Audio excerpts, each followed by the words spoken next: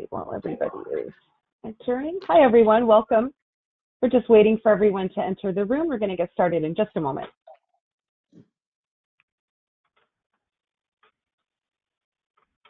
On your head if you're good.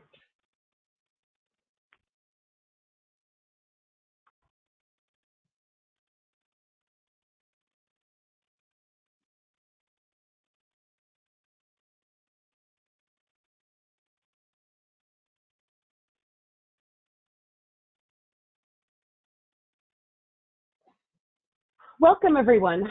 I think we can probably get started now. My name is Victoria Jordan Rodriguez, and I am with our sponsorship department here at the James Beard Foundation. I want to thank everybody for joining us for the first of our restaurant resiliency webinars, which are being brought to us by Capital One. For those of you who have been part of the James Beard Foundation and our work, you know that Capital One has been a huge part of our work for the past year. We are really, really excited to be able to get some of their professionals in various parts of the company involved in some informative webinars for our restaurant and hospitality industry community. So that's what we're doing here today. We actually have a really full webinar with an excellent presentation. First, we're going to hear from Sean Chrysostom, who is going to be talking to us a little bit more about cash flow and business credit basics very specifically. And then right after Sean, we're going to hear from Sandra Bojorque, who is from Accion. And Sandra is going to tell us a little bit more about very specific small business loans that you and your colleagues and your friends might be able to take advantage of. So without any further ado, I'm going to turn it over to Sean, and thank you all for joining us. Sean, let's get started. Thank you, Victoria. Welcome again. My name is Sean Chrysostom. I am the engagement specialist in the Mid-Atlantic for Capital One. I'm excited to have you here and looking forward to sharing with you some information on business credit. That's going to be the first one we do. We'll take a couple questions and then we'll roll right into cash flow. Okay? All right, so if we could go ahead and go back up with the slides, and we'll go ahead and get started.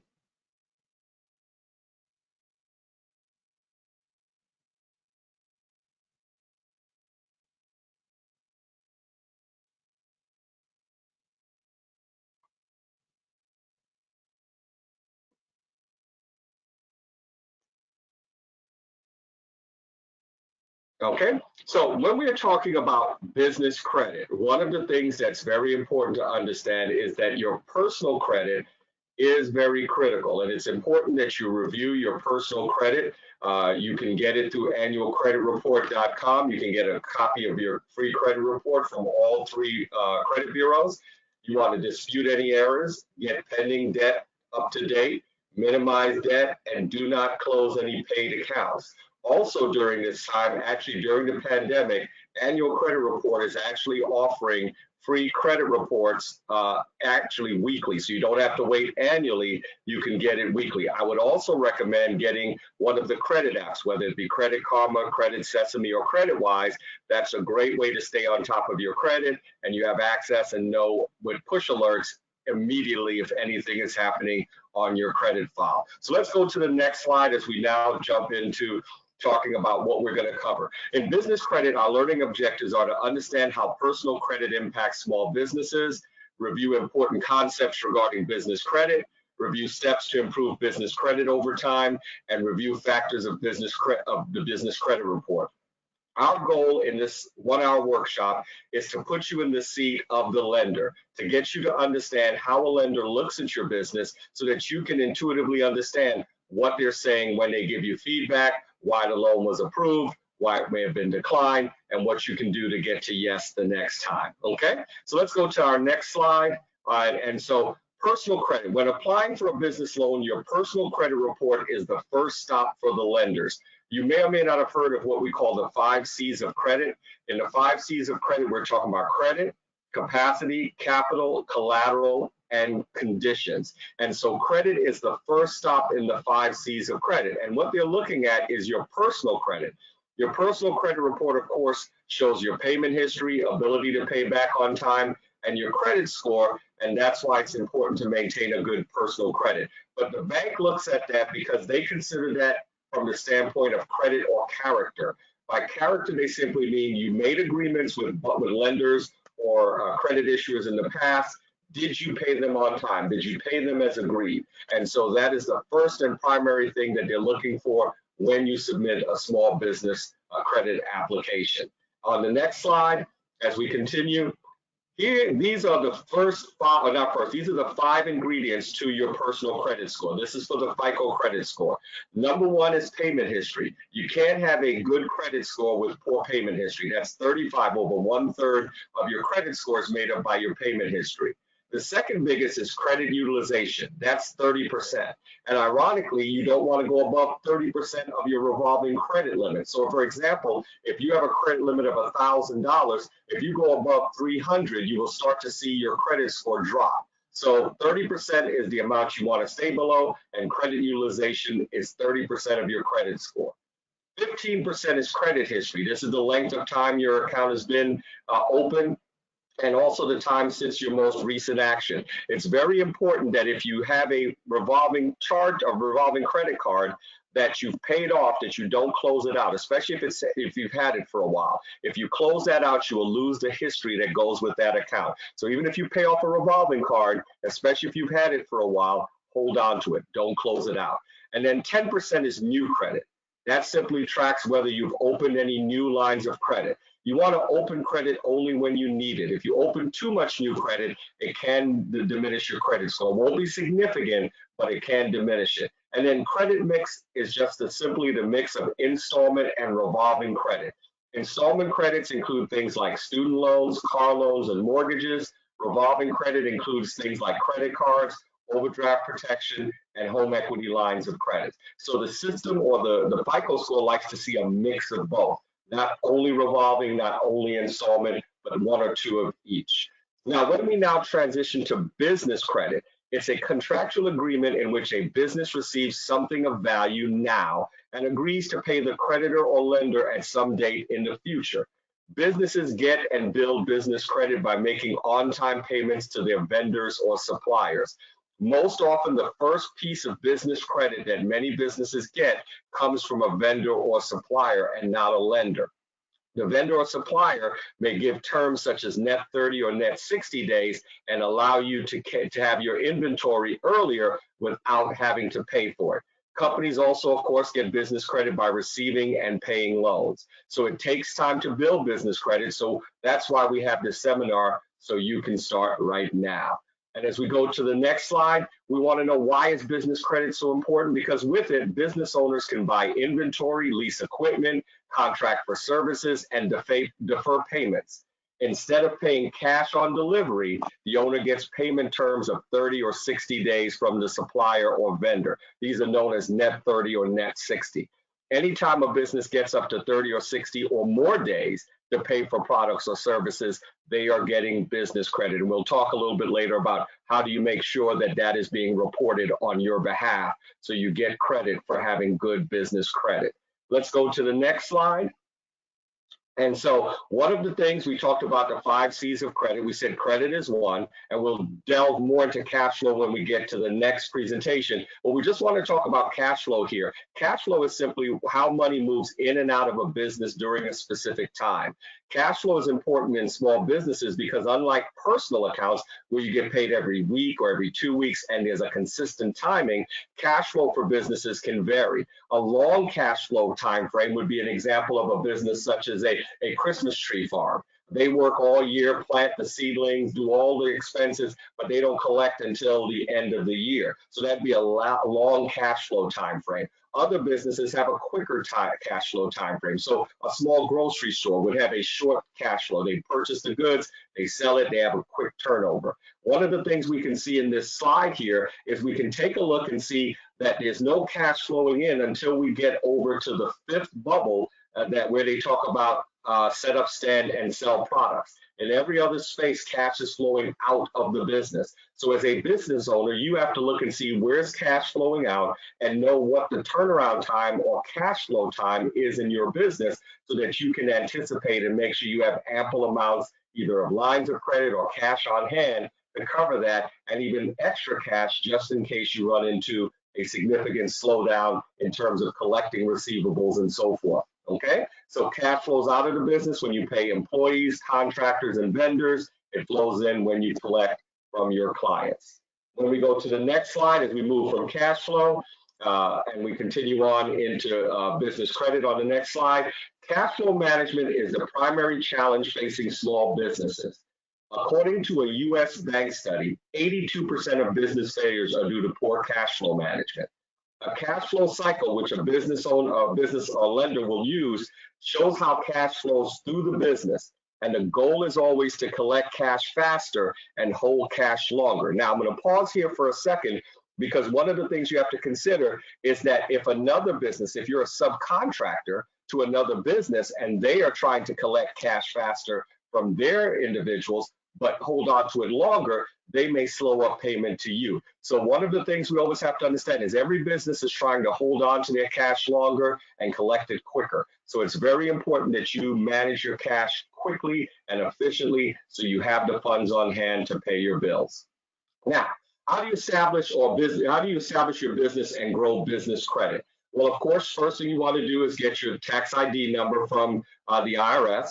You always want to acquire all necessary business license. You want to open accounts in the name of the business with creditors that offer good terms, net 30 or net 60.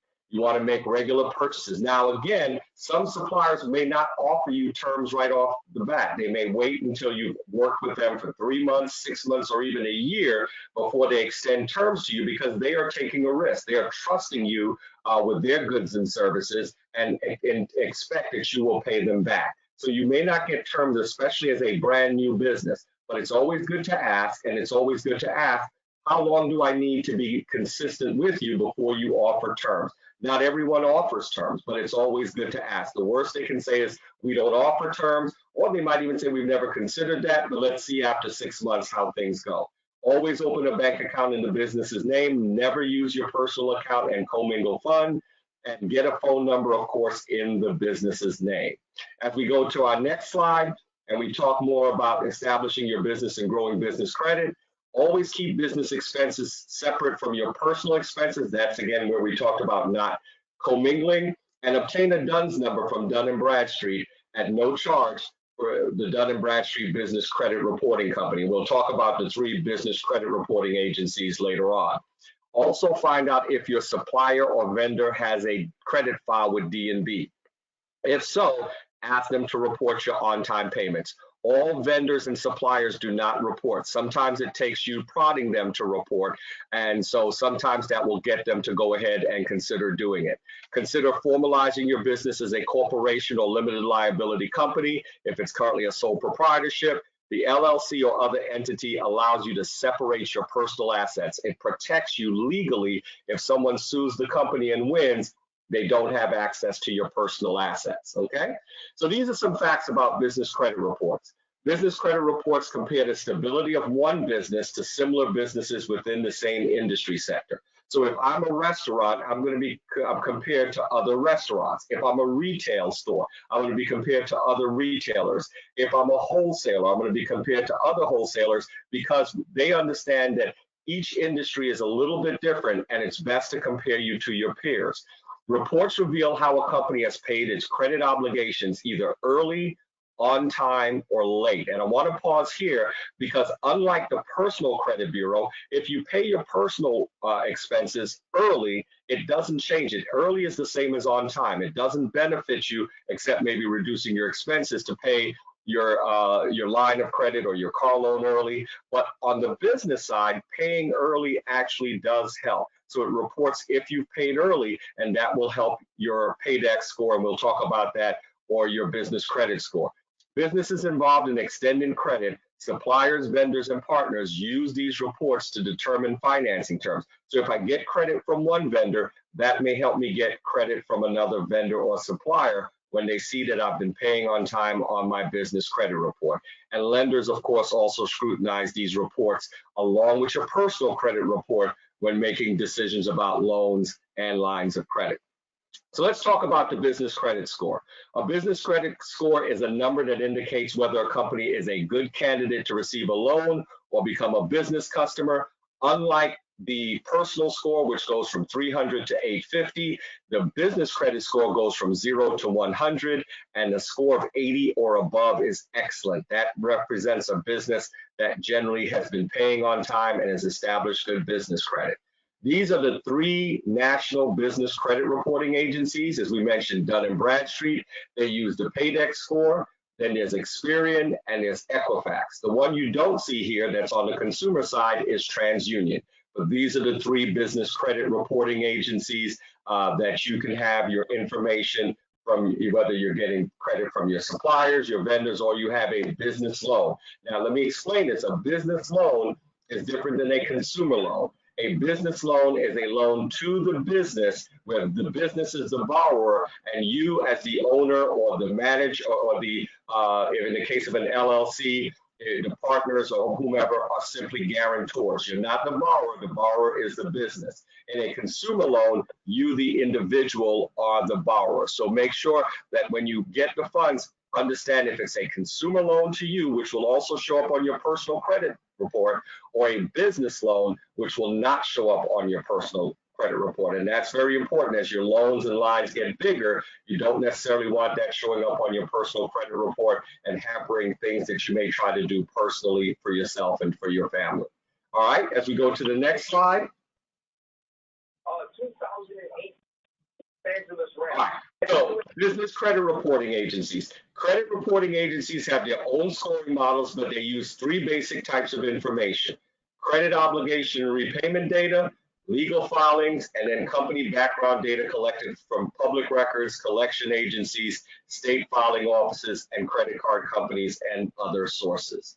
So as we get ready to wrap up the business credit and we go to the last couple of slides, if we can go to the next one, this is just a slide we presented to show you the difference between the personal credit bureau and the business. You see on the personal, you have Equifax, Experian, and TransUnion as the three major national bureaus. On the business side, it's Equifax, Experian, and D&B. Then where they get their information from is similar, but it does differ some in terms of the business versus personal. And then how do late reports impact the report? Well, payments more than 30 days late usually appear on the report on your personal. Both late, and we mentioned this, and early payments are reported on the business side. So a business's average days beyond term, or DBT, is an important scoring factor. So if you have net 30 days and you pay it in 15, that's a plus. If you pay it in 40, that's a minus. So you can work or get better credit score, business credit score, by paying early. So let's talk about what we covered. How good personal credit impacts the survival and growth of a small business, the definition of business credit, how it differs from personal credit, and why it is so important. We also covered how good payment terms improve cash flow, and we said cash flow is one of the 5 C's of credit when we look at credit, and then cash flow / capacity, then how to establish your business and build business credit over time, and important facts about business credit reporting agencies and business credit reports. So that's what we've covered so far in terms of the business credit one. And then before we go to cash flow management, just want to pause here and see if there are any questions. We don't want to jump right into cash flow. We want to just talk about the understanding business credit and pause for a second before we jump into cash flow. So if we want to open it up and see if there are any specific questions with regard to business credit. There's another OPI that winds up being a huge moment in the world. All right.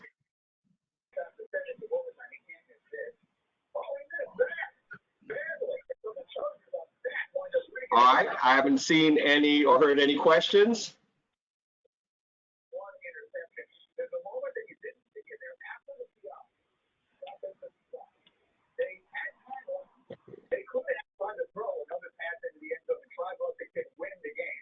Hi, Sean, can you hear me? Yeah, I can hear you. There we go. Oh, I love technology. So we have 2 questions that have come in. The first question is, are there any free business credit reporting agencies? in terms of free business credit reporting agencies, there's there's not in terms of like annualcreditreport.com, but you can get a copy of your business credit report, particularly your D&B one. You can ask them and request a copy of your business credit to see if you have anything in your business credit file, and they will send you a copy of your Dun & Bradstreet business credit file. Great. The second question that we have is actually in regard to the current government credit help that might be available, which is an excellent question. It is a bigger topic than this particular webinar can address at this moment, but both Sean and Sandra will have their contact information available, and we'll be able to either answer those questions separately or be able to point you in the right direction for current government programs that are specific to this time. The other question that just came in is, are credit scores currently being adjusted, assuming adjusted in this particular time as well? And I think that that might be a question that's a little bit more specific, possibly even state by state. So maybe something that we can come back to, like I said, separately after these folks have shared their contact information. Go ahead. But yeah, those are the three questions that came in. So I think if we want to continue to the next section, we're ready to go. All right, sounds good. So now we're going to go into cash flow management. As we talked about earlier when we were doing business credit, cash flow is very important. As we saw, a U.S. Bank study showed 82% of business failures are due to cash flow management. Cash is what repays the loan.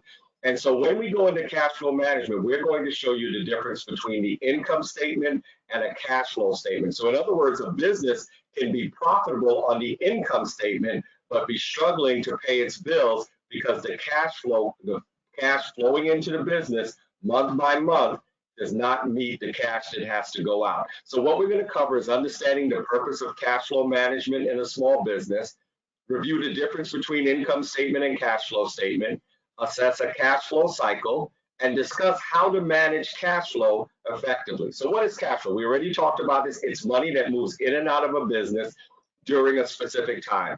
Different businesses have different cash flow cycles. Some have long, some have a medium cash flow, some have a short cash flow cycle. Your business and what industry you're in will determine how your cash flow cycle operates, okay? So cash flows into the business when it pays for goods, when the customers pay for goods and services. It flows out of the business when a company pays employees, contractors, vendors, rent, utilities, etc. So if we can go to the next slide. All right, so cash flow management is a primary challenge facing most businesses. We already talked about this slide here before. A cash flow cycle shows how it flows through the business. So understanding your cash flow cycle is important. When a business buys on credit, the benefit is it gets to keep cash in its account longer until it maybe sells the product or collects more cash to then make the payment. Next slide. All right. This is the cash flow cycle, and this is for a small business called Tiana's Treats.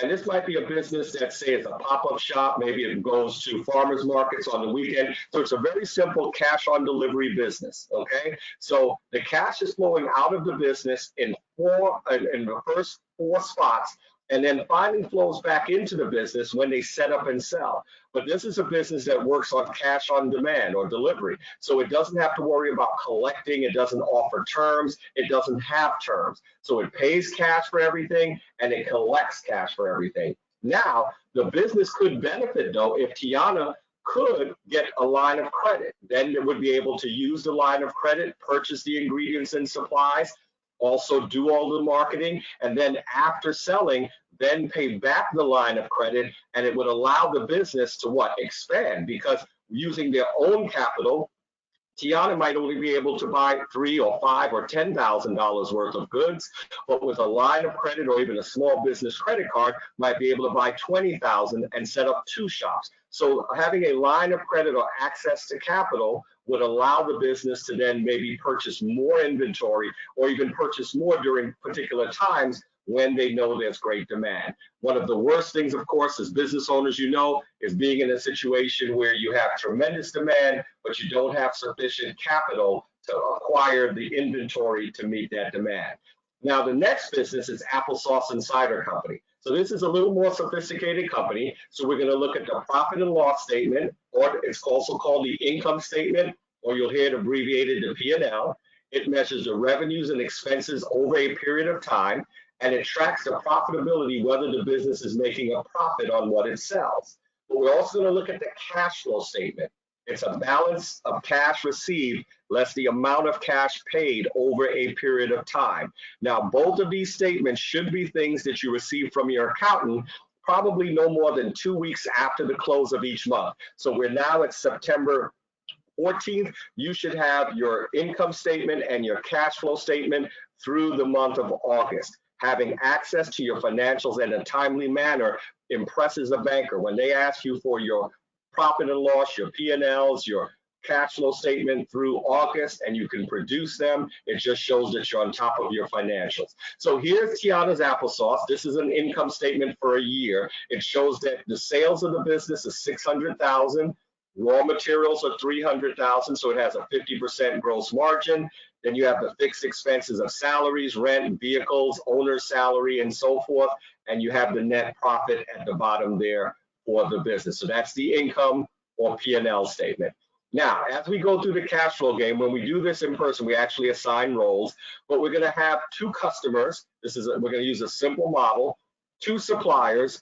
We have, of course, the business owner, and then the CPA, we normally would be the person who would collect the funds for the fixed expenses throughout the game. So let's start, and we're going to start in January, assuming that the business has $50,000 in its account to start January 1st. Now, here are the details. If we go back 1 second to the slide here, customer 1 has net 30 days, so they pay 30 days after they buy the products. Customer 2 pays net 90 days. Now, supplier 1 has given us great terms, net 60 days. And then the supplier number 2, though, we don't have that kind of relationship. We have to pay cash on delivery. And you see the dollar amounts that we pay each customer pays us, and the dollar amounts we pay each of our suppliers. All right, so let's go to our next slide. So this is January, okay? So we purchased $12,500 from supplier number 1, net 60 days, so we don't have to pay till March. We purchased $12,500 from supplier number 2, cash on delivery, so we have to pay immediately. We sell $25,000 to customer number 1. They pay us 30 days later, so they'll pay us in February for what they purchased in January. But customer number 2, they have net 90 days with us, and we don't collect from them till April 1st. So whatever we sell them in the first quarter, we don't collect till the second quarter of the year. So you see, we start with $50,000, and then if we click on the next slide, we see how the cash works through the business. So customer number 1 doesn't pay us. Remember, they're net 30 days. Customer number 2 doesn't pay us either. They're net 90 days. Supplier number 1, we don't have to pay their net 60 days, but we have to pay supplier number 2, and we have our fixed expenses. So here's what happens. Even though we had a profitable first month, our cash has now gone from $50,000 to $16,500 at the end of the first month due to our fixed expenses and our payments to our suppliers and not collecting any money from our customers.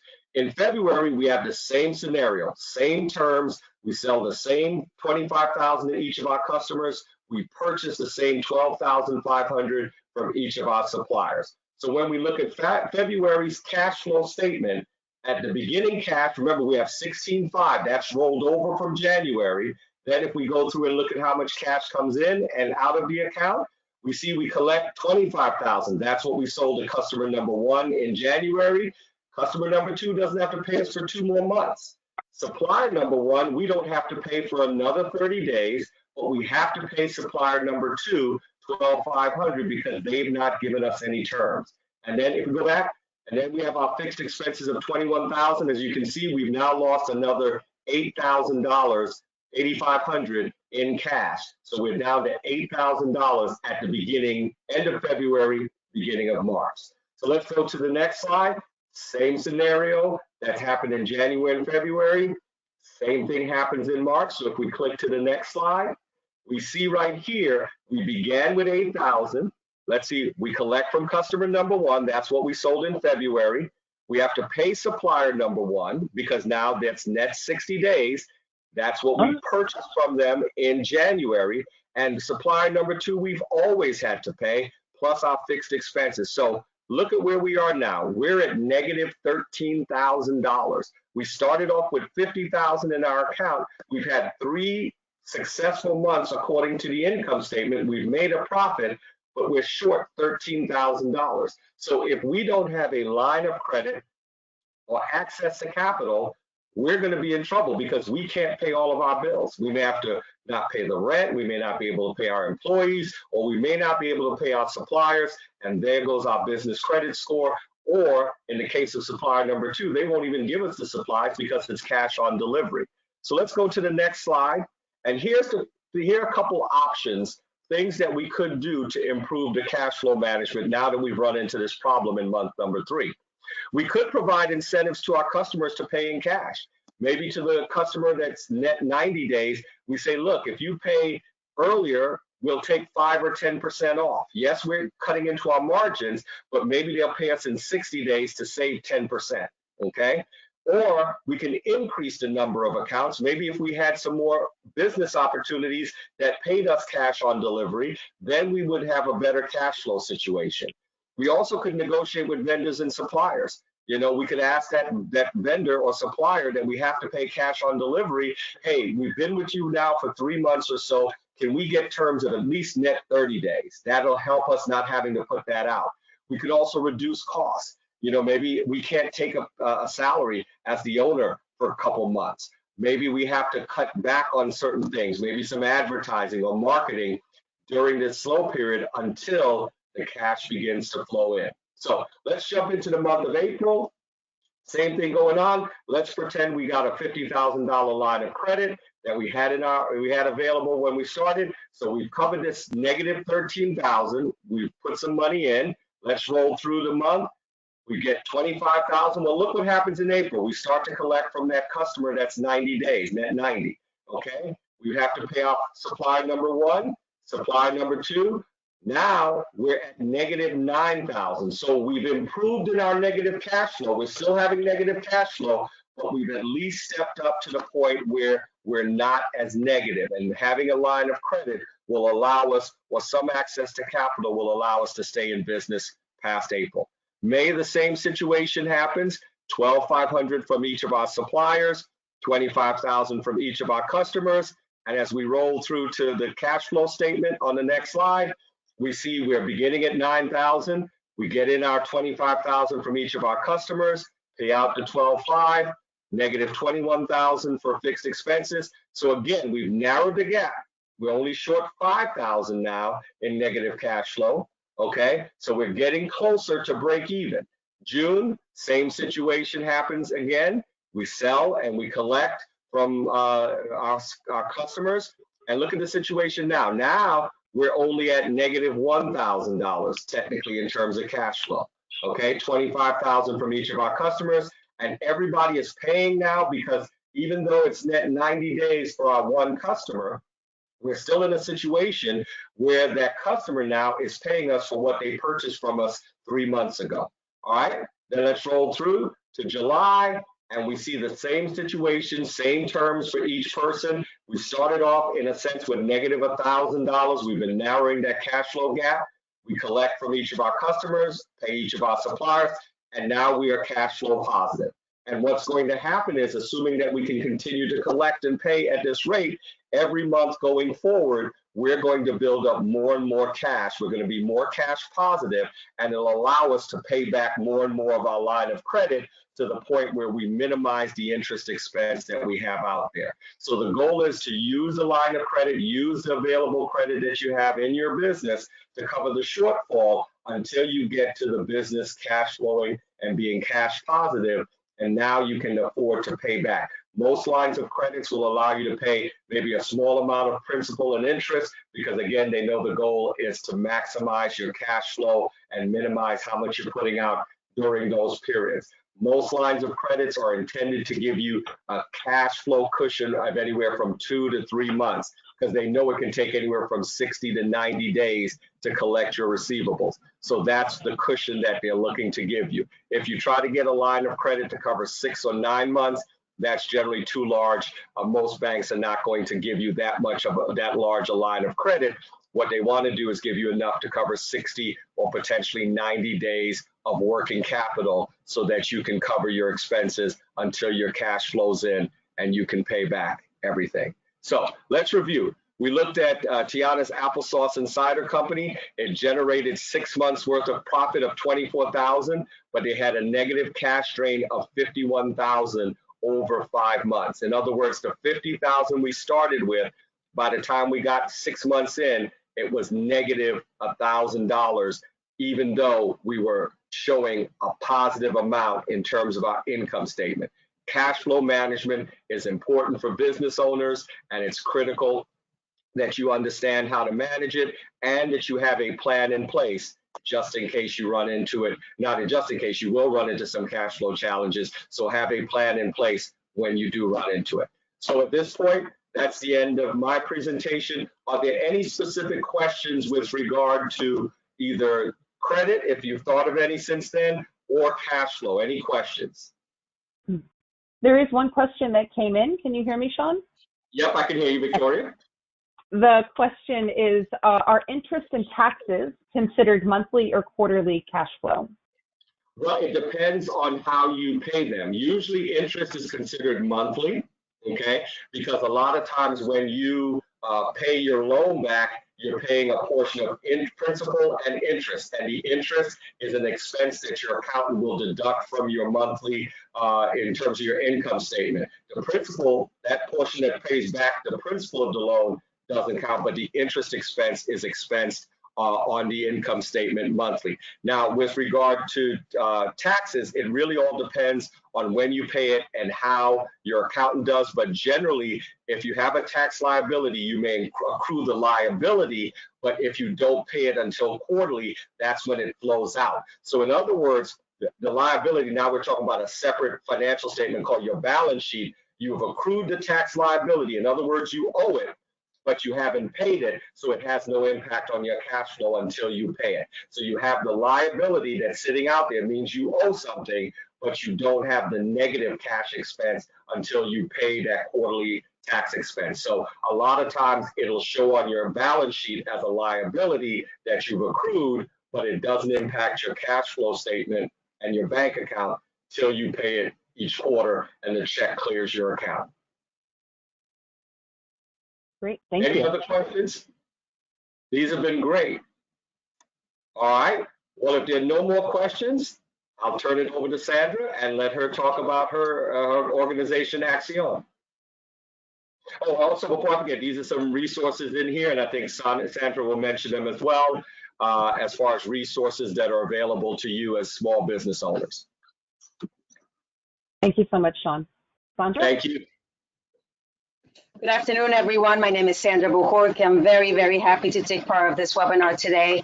I am the business development lead for Axion East. Accion is a nonprofit financial institution. We have been around for more than 29 years, and under normal circumstances, Accion wants to support all business owners within many different industries, specifically our restaurant and business owners.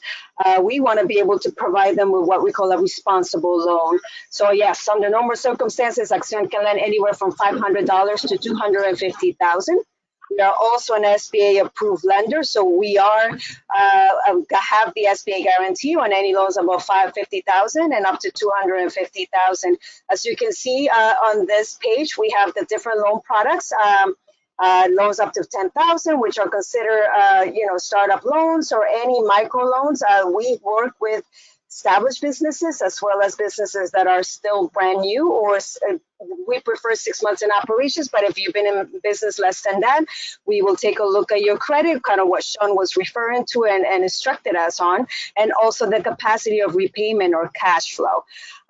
Small business loans can differ from $25,000 to $50,000.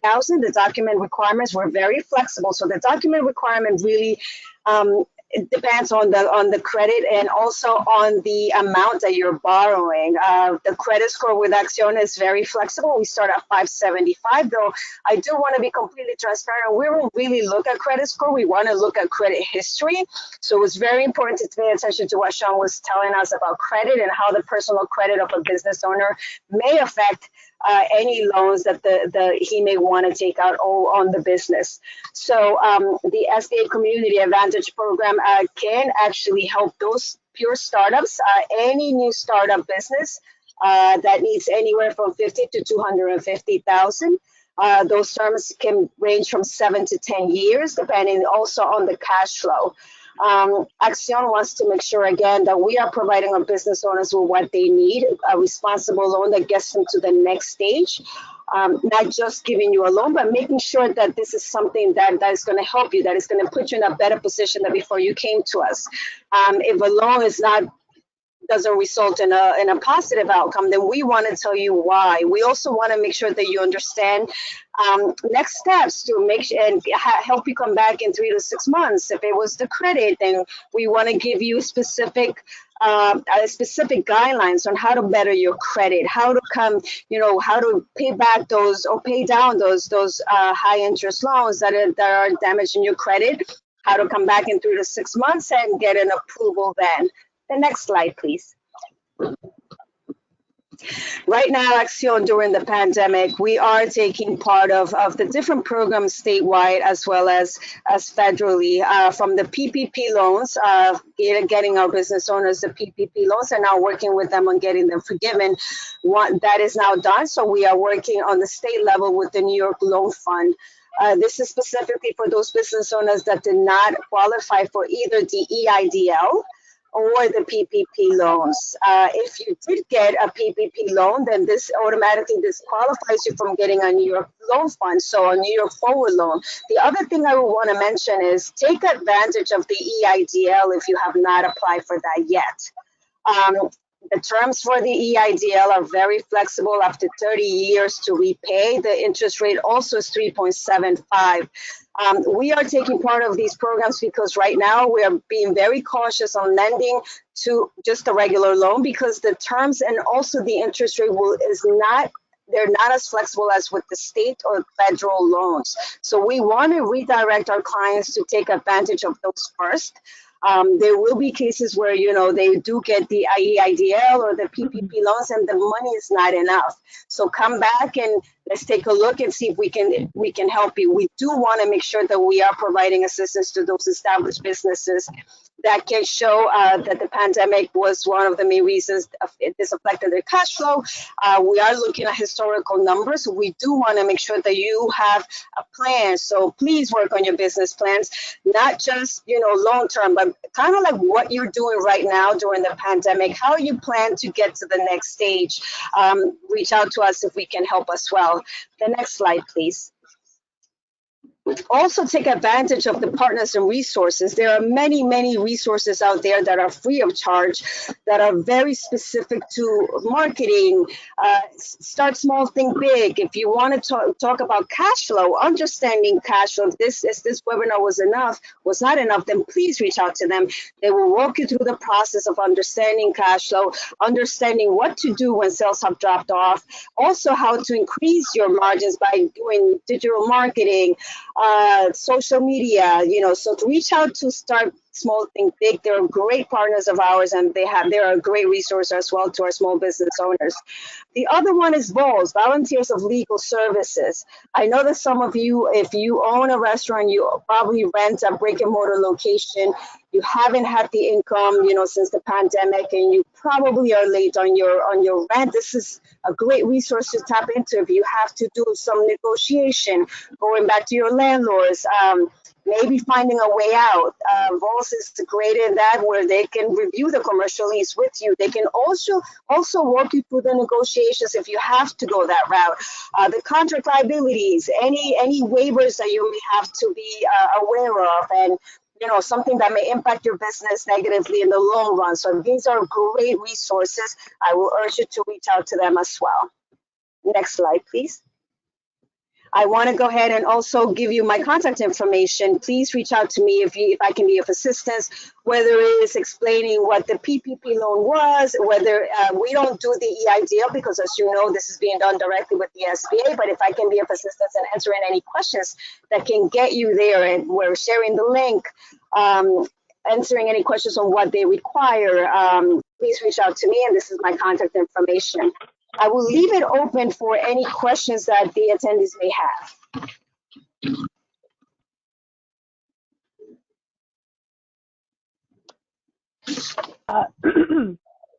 So one question that we do have, and this is not specific to your part of the talk, although thank you, Sandra, so much, because that information is excellent information, and I don't know that everybody on this call would have known about that. So thank you, and to what you and Accion are doing. One question that we have is, will a copy of the PowerPoint and reference to this webinar be available on the James Beard Foundation page? So we can certainly work on getting this information to everyone. I know Sean's PowerPoint especially is chock full of information, so we will certainly work on getting that information. I'm sure that Sandra can send you any of the information that she shared, and we can certainly put you in touch with either Sean or one of his colleagues that might be able to specifically answer any of those questions that anybody might have. One question, another question that came in, what states charge taxes for PPE? I don't know if that's a question that is easily answered right here, but certainly something that if you reach out to Sandra or to the James Beard Foundation, we can put you in touch with someone that can help you with that question. Do the loans cover cost plus? I'm not sure if that is a full question, but perhaps Sandra, do the loans cover cost plus? Cost plus, is that something to get in, I guess, in compliance with the state? Is that what that means? No, I think when I've heard cost plus before, that sounds like a contractor. When they're doing a bid, they're talking about cost plus is how they're bidding. That's what I'm assuming, and that's the only place I've ever heard cost plus. And the loan doesn't really look at cost plus. The loan really looks at your profitability, your credit, and so forth. So the cost plus, if it is with regard to contractor, and that's how you put the contract in, the loan doesn't look at how you've contracted or what your bid is. It looks at your revenue, your credit, and those things, not how you bid. That's when we talk about heard cost plus is from a contractor. So if the person who asked that, if they could confirm if that's just with regard to how they bid on something as cost plus in terms of a bid. So we have a lot of government contractors down here, and that's one of the ways that you bid for a contract is your cost plus something else. Yeah, the follow-up was, yes, cost plus more money that may cost. So I think that did cover it. Mm-hmm. Were there any other questions from any of our listeners today or for our fabulous panel? I wanted to kind of reach out. I wanted to answer some of the questions that I think was sent over the weekend that I think I wanted to talk a little bit about. Better understanding of how to handle cash flow at this point. I think one of the I think one of the advice that I wanted to give is kind of like look at your work on your P&L, profit and loss, absolutely. Work on your payroll, work on your forecast. It's specifically going back to what Sean was talking about. Working on a forecast will allow you to look at the seasonal budgets, cutting back on overhead expenses. This may include payroll, inventory, utilities.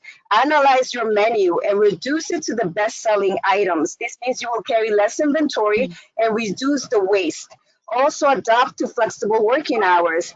And I also read something about not relying on credit, and that may sound crazy at this stage. Is like, okay, what do you mean not relying on credit? Everybody needs credit. Yes, absolutely. But don't let this become a crutch. Rather than accepting credit offers from your suppliers or your providers, find out if they will give you a discount during this time or renegotiate terms and prices. POS providers, credit card providers, reach out to them, ask them if they will be giving you better prices or negotiate flexible terms during the pandemic. Also, the other thing, sign up for food delivery services if you have not done so. I read about one question, one of the providers was not, I guess, was not operating during the pandemic and wanted to know how to get back. Yes, I mean, if you have not taken part of the, pickup and delivery, please do that. If you have not opened since March, my question would be, are you still, obviously you have no income, so how are you going to address your rent? How are you going to talk to your landlord? Is there's, again, going back to Vols, take advantage of their services and probably have to negotiate that lease. Going back to the food delivery services, you guys know that Grubhub is suspending commission payment because 30% of that income goes to kind of a delivery service. So good news, Grubhub is suspending their commission. So is DoorDash. Uber Eats is waiving their delivery fees for customers ordering from independent restaurants. So there's a lot of information and a lot of resources. Again, adjust your menu to take off friendly foods, offer no contact delivery, promote gift card purchases, reduce your price and if it makes sense and it will increase your cash flow. Always communicate with your clients, see what they're thinking, something that they prefer. Be creative. If sales are good, that's great. Profit is better, but cash is king. If there's equipment that you're not using and that you can sell and get some liquid inside, let's go ahead and take a look at that. If you need to turn into a delivery service and you don't want to use, the third parties, then use some of your employees to do that for you and kind of cut a lot of that cost. That was the advice that I wanted to give. I don't know if there are any other questions from the viewers. I don't have any other questions that came in, but I mean, they're all great suggestions. I don't know that there's not a one size fits all for every business. I think there's a lot of folks, just like you said, being really creative out there and trying to figure it out. I think unless there are any other questions that anybody has, I want to just thank Sandra Bojorque as well as Sean Chrysostom for being here today, for presenting this information to us. Thank you to our dear friends at Capital One for making this webinar series possible. We do have 2 other episodes coming up. The next one will be on September 21st, which is So This Is Awkward, a guide to having uncomfortable conversations, so sort of HR-related conversations that you might be having both in this very specific time and in other times. And then on September 30th, the only event that we have that's not on a Monday, we will be talking about using social media and PR for immediate impact. So I truly hope that you can join us for those 2 additional webinars. In the meantime, thank you again to Sean and Sandra for your time. Thanks to all of you for joining us today. I hope everybody is gearing up for a really wonderful week, and we will see you here tomorrow for our next virtual event with the James Beard Foundation. Have a great afternoon, everyone, and thank you so much. Take care. Bye-bye.